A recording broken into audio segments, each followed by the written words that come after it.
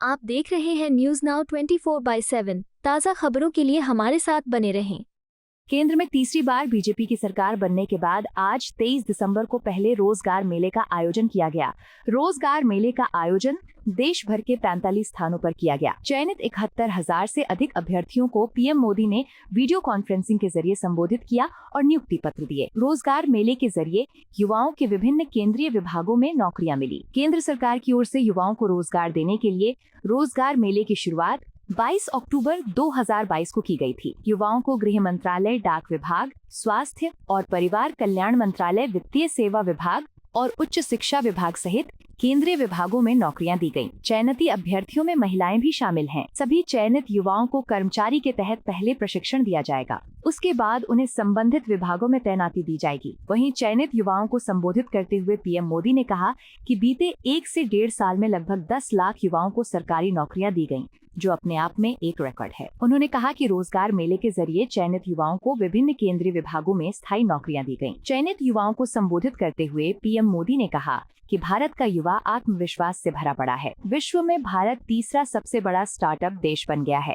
उन्होंने कहा कि मौजूदा समय में हर सेक्टर में युवाओं को आगे बढ़ाने का काम केंद्र सरकार की ओर किया जा रहा है। युवाओं को रोजगार देने के लिए केंद्र सरकार की ओर से कई योजनाएं चलाई जा रही हैं। वहीं उन्होंने कहा कि केंद्र सरकार की ओर से ग्रामीण क्षेत्र में भी रोजगार देने के लिए बैंक सखी जैसी कई योजनाएं संचालित की जा रही हैं। पीएम मोदी ने कहा कि चयनित सभी युवा नई सरकारी व्यवस्था का हिस्सा बनेंगे। उन्होंने कहा कि पिछले 10 सालों में सरकारी व्यवस्था में कई बदलाव किए गए हैं। उन्होंने कहा कि ऐसा कोई लक्ष्य नहीं है जो हमारे युवा पूरा न कर सकें। सभी चयनित युवाओं को बधाई देते हुए पीएम ने कहा कि हमारे युवा मौजूदा समय में सभी सेक्टर में तेजी से आगे बढ़ रहे हैं। नमस्कार। केंद्रीय मंत्रिमंडल के मेरे सहयोगी गण, देश के कोने कोने में उपस्थित अन्य महानुभाव और मेरे युवा साथियों, मैं कल देर रात ही कुवैत से लौटा हूं। वहां मेरी भारत के युवाओं से, प्रोफेशनल्स से लंबी मुलाकात हुई, काफी बातें हुई। अब यहां आने के बाद मेरा पहला कार्यक्रम देश के नौजवानों के साथ हो रहा है। ये एक बहुत ही सुखद संयोग है। आज देश के हजारों युवाओं के लिए, आप सबके लिए जीवन की एक नई शुरुआत हो रही है। आपका वर्षों का सपना पूरा हुआ है। वर्षों की मेहनत सफल हुई है। 2024 का ये जाता हुआ साल आपको, आपके परिवारजनों को नई खुशियां देकर जा रहा है। मैं आप सभी नौजवानों को और आपके परिवारों को अनेक अनेक बधाई देता हूं। साथियों, भारत के युवाओं के सामर्थ्य और प्रतिभा का भरपूर उपयोग हमारी सरकार की सबसे बड़ी प्राथमिकता है। रोजगार मेलों के जरिए हम लगातार इस दिशा में काम कर रहे हैं। पिछले 10 वर्षों से सरकार के विभिन्न मंत्रालयों, विभागों और संस्थाओं में सरकारी नौकरी देने का अभियान चल रहा है। आज भी 71,000 से ज्यादा युवाओं को नियुक्ति पत्र दिए गए हैं। बीते 1-1.5 साल में लगभग 10 लाख युवाओं को हमारी सरकार ने पक्की सरकारी नौकरी दी है। ये अपने आप में बहुत बड़ा रिकॉर्ड है। पहले की किसी भी सरकार के समय इस तरह मिशन मोड में युवाओं को भारत सरकार में पक्की नौकरी नहीं मिली है। लेकिन आज देश में न केवल लाखों युवाओं को सरकारी नौकरियां मिल रही हैं, बल्कि ये नौकरियां पूरी ईमानदारी और पारदर्शिता के साथ दी जा रही है।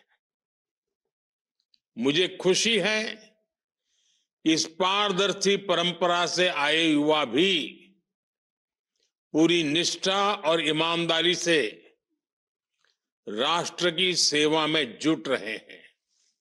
साथियों, किसी भी देश का विकास उसके युवाओं के श्रम, सामर्थ्य और नेतृत्व से होता है। भारत ने 2047 तक विकसित भारत के निर्माण का संकल्प लिया है। हमें इस संकल्प पर भरोसा है। इस लक्ष्य की प्राप्ति का विश्वास है। वो इसलिए क्योंकि भारत में हर नीति, हर निर्णय के केंद्र में भारत का प्रतिभाशाली युवा है। आप पिछले एक दशक की पॉलिसीज को देखिए। मेक इन इंडिया, आत्मनिर्भर भारत अभियान, startup India, stand up India, digital India, ऐसी हर योजना युवाओं को केंद्र में रखकर बनाई गई है। भारत ने अपने स्पेस सेक्टर में नीतियां बदली। भारत ने अपने डिफेंस सेक्टर में मैन्युफैक्चरिंग को बढ़ावा दिया और इसका सबसे ज्यादा लाभ भारत के युवाओं को हुआ। आज भारत का युवा नए आत्मविश्वास से भरा हुआ है। वो हर सेक्टर में अपना परचम लहरा रहा है। आज हम दुनिया की 5th लार्जेस्ट इकोनॉमी बन गए हैं। भारत दुनिया का तीसरा सबसे बड़ा स्टार्टअप इकोसिस्टम बन गया है। आज जब एक युवा अपना स्टार्टअप शुरू करने का फैसला करता है तो उसे एक पूरा इकोसिस्टम अपने साथ सहयोग के लिए मिलता है। आज जब कोई युवा स्पोर्ट्स में कैरियर बनाने का प्लान करता है तो उसे ये विश्वास होता है कि वो असफल नहीं होगा। आज स्पोर्ट्स में ट्रेनिंग से लेकर टूर्नामेंट तक हर कदम पर युवाओं के लिए आधुनिक व्यवस्थाएं बन रही हैं। आज कितने ही सेक्टर्स में हम कंप्लीट ट्रांसफॉर्मेशन देख रहे हैं। आज भारत मोबाइल मैन्युफैक्चरिंग में दुनिया का दूसरा सबसे बड़ा देश बन चुका है। आज रिन्यूएबल एनर्जी से लेकर ऑर्गेनिक फार्मिंग तक, स्पेस सेक्टर से लेकर डिफेंस सेक्टर तक, टूरिज्म से लेकर वेलनेस तक, हर सेक्टर में अब देश नई ऊंचाइयां छू रहा है, नए अवसरों का निर्माण हो रहा है। साथियों, हमें देश को आगे बढ़ाने के लिए युवा प्रतिभा को निखारने की जरूरत होती है। ये जिम्मेदारी देश की शिक्षा व्यवस्था पर होती है। इसलिए नए भारत के निर्माण के लिए देश दशकों से एक आधुनिक शिक्षा व्यवस्था की जरूरत महसूस कर रहा था। नेशनल एजुकेशन पॉलिसी के जरिए देश अब उस दिशा में आगे बढ़ चुका है। पहले पाबंदियों के कारण जो शिक्षा व्यवस्था छात्रों पर बोझ बन जाती थी, वो अब उन्हें नए विकल्प दे रही है। अटल टिंकरिंग लैब्स और आधुनिक पीएम श्री स्कूलों के जरिए बचपन से ही इनोवेटिव माइंडसेट को गढ़ा जा रहा है। पहले ग्रामीण युवाओं के लिए दलित, पिछड़ा, आदिवासी समाज के युवाओं के लिए भाषा एक बहुत बड़ी दीवार बन जाती थी। हमने मातृभाषा में पढ़ाई और एग्जाम की पॉलिसी बनाई। आज हमारी सरकार युवाओं को 13 भाषाओं में भर्ती परीक्षाएं देने का विकल्प दे रही है। बॉर्डर जिले के युवाओं को ज्यादा मौका देने के लिए हमने उनका कोटा बढ़ा दिया है। आज बॉर्डर एरियाज के युवाओं को पक्की सरकारी नौकरी देने के लिए विशेष भर्ती रैलियां की जा रही हैं। आज ही यहां सेंट्रल आर्म पुलिस फोर्सेस में 50,000 से ज्यादा युवाओं को भर्ती का नियुक्ति पत्र मिला है। मैं इस सभी नौजवानों को विशेष रूप से अपनी शुभकामनाएं देता हूं।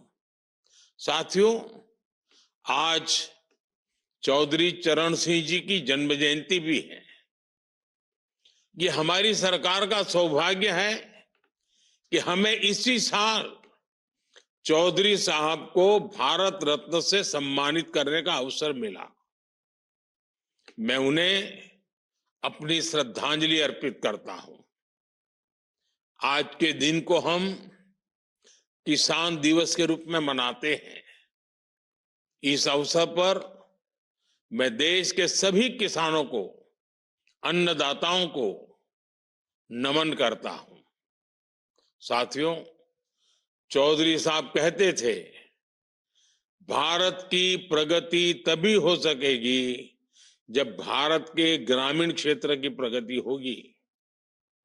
आज हमारी सरकार की नीतियां और निर्णयों में ग्रामीण भारत में भी रोजगार और स्वरोजगार के नए मौके बन रहे हैं।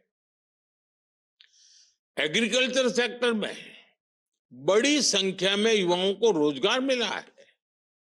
उन्हें अपने मन का काम करने के लिए मौका मिला है। जब सरकार ने गोबर धन योजना के तहत देश में सैकड़ों गोबर गैस प्लांट बनाए, तो इससे बिजली तो पैदा हुई, हजारों नौजवानों को नौकरी भी मिली। जब सरकार ने देश की सैकड़ों कृषि मंडियों को इनाम योजना से जोड़ने का काम शुरू किया, तो इससे भी नौजवानों के लिए रोजगार के अनेक नए अवसर बने। जब सरकार ने इथेनॉल की ब्लेंडिंग को 20% तक बढ़ाने का फैसला किया, तो इससे किसानों को मदद तो हुई ही, शुगर सेक्टर में नई नौकरी के भी मौके बने। जब हमने 9,000 के लगभग किसान उत्पाद संगठन बनाए, एफपीओज बनाए, तो इससे किसानों को नया बाजार बनाने में मदद मिली और ग्रामीण क्षेत्र में रोजगार भी बने। आज सरकार अन्न भंडारण के लिए हजारों गोदाम बनाने की दुनिया की सबसे बड़ी योजना चला रही है। इन गोदामों का निर्माण भी बड़ी संख्या में रोजगार और स्वरोजगार के मौके लाएगा। अभी कुछ ही दिन पहले सरकार ने बीमा सखी योजना शुरू की है। सरकार का लक्ष्य देश के हर नागरिक को बीमा सुरक्षा से जोड़ने का है। इससे भी बड़ी संख्या में ग्रामीण क्षेत्र में रोजगार के मौके बनेंगे। ड्रोन दीदी अभियान हो, लखपति दीदी अभियान हो, बैंक सखी योजना हो, ये सारे प्रयास, ये सारे अभियान हमारे कृषि क्षेत्र में, हमारे ग्रामीण क्षेत्र में रोजगार के अनगिनत नए अवसर बना रहे हैं। साथियों, आज यहां हजारों बेटियों को भी नियुक्ति पत्र दिए गए हैं। आपकी सफलता दूसरी महिलाओं को प्रेरित करेगी। हमारा प्रयास है कि हर क्षेत्र में महिलाएं आत्मनिर्भर बने। गर्भवती महिलाओं को 26 हफ्ते ही छुट्टी के हमारे फैसले ने लाखों बेटियों के कैरियर को बचाया है, उनके सपनों को टूटने से रोका है। हमारी सरकार ने हर उस बाधा को दूर करने का प्रयास किया है जो महिलाओं को आगे बढ़ने से रोकती है। आजादी के बाद वर्षों तक स्कूल में अलग टॉयलेट न होने की वजह से अनेक छात्राओं को पढ़ाई छूट जाती थी। स्वच्छ भारत अभियान के द्वारा हमने इस समस्या का समाधान किया। सुकन्या समृद्धि योजना ने सुनिश्चित किया कि बच्चियों की पढ़ाई में आर्थिक परेशानी ना आए। हमारी सरकार ने 30 करोड़ महिलाओं के जनधन खाते खोले, जिससे उन्हें सरकार की योजनाओं का सीधा फायदा मिलने लगा। मुद्रा योजना से महिलाओं को बिना गारंटी लोन मिलने लगा। महिलाएं पूरे घर को संभालती थी, लेकिन संपत्ति उनके नाम पर नहीं होती थी। आज पीएम आवास योजना के तहत मिलने वाले ज्यादातर घर महिलाओं के ही नाम पर है। पोषण अभियान, सुरक्षित मातृत्व अभियान और आयुष्मान भारत के माध्यम से महिलाओं को बेहतर स्वास्थ्य सुविधाएं मिल रही है। हमारी सरकार में नारी शक्ति वंदन अधिनियम के द्वारा विधानसभा और लोकसभा में महिलाओं को आरक्षण मिला है। आज हमारा समाज, हमारा देश विमेन लेड डेवलपमेंट की दिशा में तेजी से आगे बढ़ रहा है। साथियों, आज जिन युवा साथियों को नियुक्ति पत्र मिला है, वो एक नई तरह की सरकारी व्यवस्था का हिस्सा बनने जा रहे हैं। सरकारी दफ्तर, सरकारी कामकाज की जो पुरानी छवि बनी हुई थी, पिछले 10 वर्षों में उसमें बड़ा बदलाव आया है। आज सरकारी कर्मचारियों में ज्यादा दक्षता और उत्पादकता दिख रही है। ये सफलता सरकारी कर्मचारियों ने अपनी लगन और मेहनत से हासिल की है। आप भी यहां इस मुकाम तक इसलिए पहुंचे क्योंकि आप में सीखने की ललक है, आगे बढ़ने की उत्सुकता है। आप आगे के जीवन में भी इसी अप्रोच को बनाए रखें। आपको सीखते रहने में आई गॉट कर्मयोगी, इससे बहुत मदद मिलेगी। आई गॉट में आपके लिए 1600 से ज्यादा अलग अलग प्रकार के कोर्स उपलब्ध है। इसके माध्यम से आप बहुत कम समय में प्रभावी तरीके से विभिन्न विषयों में कोर्स कंप्लीट कर सकते हैं। आप युवा हैं, आप देश की ताकत है और ऐसा कोई लक्ष्य नहीं जिसे हमारे युवा हासिल ना कर सके। आपको नई ऊर्जा के साथ नई शुरुआत करनी है। मैं एक बार फिर आज नियुक्ति पत्र पाने वाले युवाओं को बधाई देता हूं। आपके उज्जवल भविष्य की ढेर सारी शुभकामनाएं। बहुत बहुत धन्यवाद। आपको यह वीडियो पसंद आया हो तो इसे लाइक करें, हमारे चैनल को सब्सक्राइब करें